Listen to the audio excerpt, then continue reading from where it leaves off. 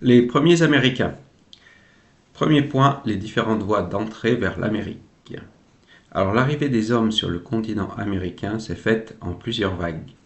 La plus ancienne, autour de moins 30 000, est celle des chasseurs d'Asie qui quittent la Sibérie via le détroit de Bering. Lors de la dernière glaciation, le détroit de Bering, glacé, formait une région, la Béringie.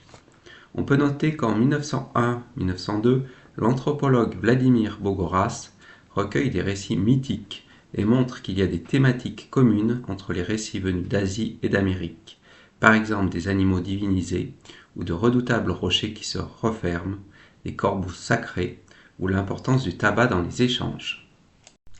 Une autre voie emprunte des routes maritimes par cabotage en utilisant différents vents.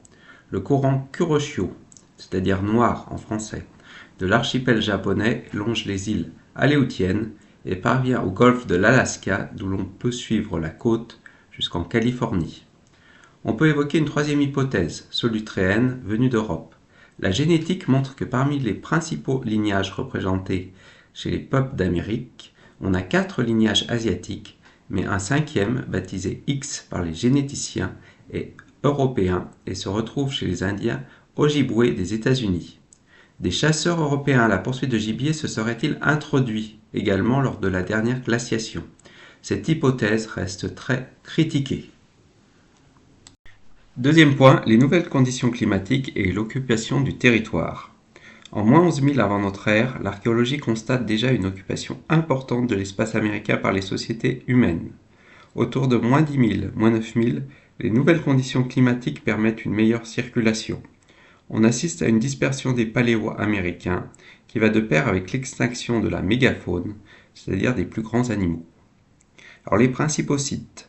En 1929, on a trouvé au Nouveau-Mexique le site Clovis, caractérisé par une belle technologie lithique avec des bifaces bien taillés, daté de moins 11 000, et on a longtemps considéré ce site comme le plus ancien témoignage de chasseurs sibériens.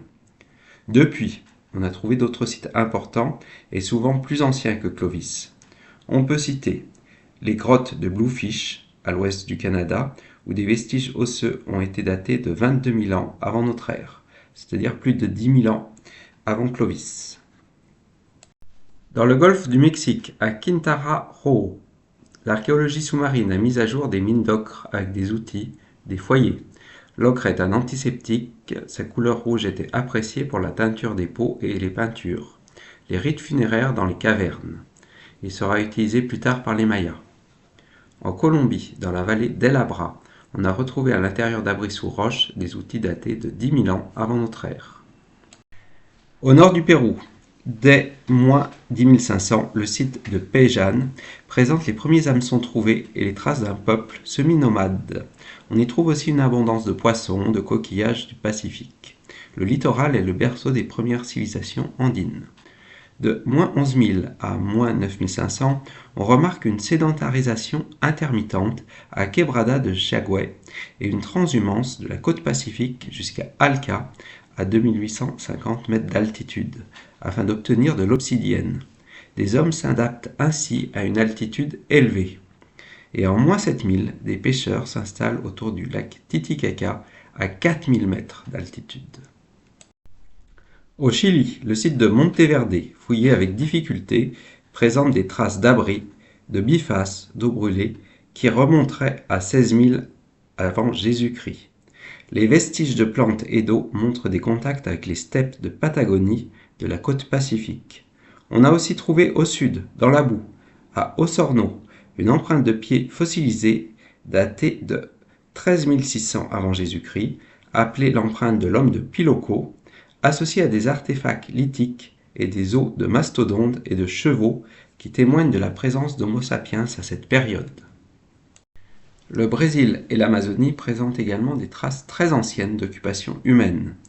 À Lagoa Santa, dans le Minas Gerais, on a ainsi retrouvé dans une caverne un squelette d'environ 10 000 ans qu'on a appelé Lucia, en référence au fameux squelette Lucie retrouvé en Afrique.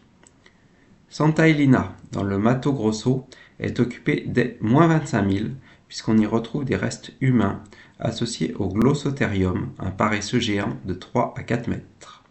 On y remarque également des peintures rupestres sur des parois rocheuses avec un pigment rouge de l'hématite daté environ de -9000 à -4000. On a également relevé de belles peintures rupestres dans la caverne de Boqueirão da Pedra Furada ou à Monte Alegre sur le cours inférieur de l'Amazone, sur les parois de la grotte de Pedra Pintada, habitée autour de -11200 à -10 000. Troisième point, les motivations des migrations. Alors, quelles étaient les motivations des hommes pour se déplacer ainsi sur de longues distances? On peut évoquer la poursuite du gibier, la pêche. Également la route des obsidiennes, des pierres indispensables pour les pointes de flèches, les grattoirs.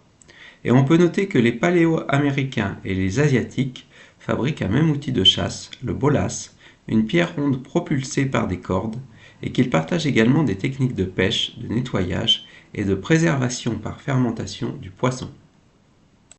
À partir de 8000 ans avant notre ère, les sociétés américaines entrent dans le néolithique. L'agriculture se diffuse avec la domestication des courges, du piment, du manioc et surtout du maïs qui fait l'unité de la Mésoamérique, du sud des États-Unis au Costa Rica. Sa domestication va de pair avec la construction de puits, de canaux et l'essor de peintures rupestres dans la vallée de Tehuacan. Les textes sacrés mayas, tels le Popol Vuh, voient dans le maïs l'origine de l'homme, et les mythes mexicains racontent comment le dieu Quetzalcoatl, saoulé par le pulque, boisson enivrante sécrétée par l'agave, se laisse dérober le maïs, ce qui illustre l'importance de cette plante. On note la complémentarité entre le maïs et l'agave dont la boisson enivrante est particulièrement consommée. Il faut aussi noter l'importance des plantes aux propriétés toxiques et thérapeutiques telles le pulque, le peyotle, un petit cactus, les champignons hallucinogènes du Mexique. Plus au sud, sur les terres hautes andines, c'est la pomme de terre qui est cultivée et particulièrement prisée à partir de 4000 ans avant Jésus-Christ. Maïs et pommes de terre présentent l'avantage de pouvoir être conservés dans des granges pendant l'hiver.